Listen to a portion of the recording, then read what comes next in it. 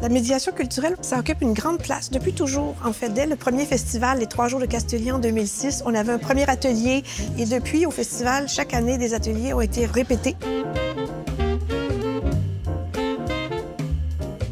La marionnette, au départ, avec la médiation, c'était vraiment très important de faire connaître. En fait, il y avait une notion qui était liée au développement public, parce qu'on sait qu'à partir du moment où on la connaît, où on sait ce que c'est l'art de la marionnette, aujourd'hui, on fait « Ah! » Alors, cette espèce de surprise-là, c'est comme si on donnait un cadeau de Noël. On dit « Bien oui, ça existe. » Puis en plus, au Québec, c'est une forme d'art qui est effervescente.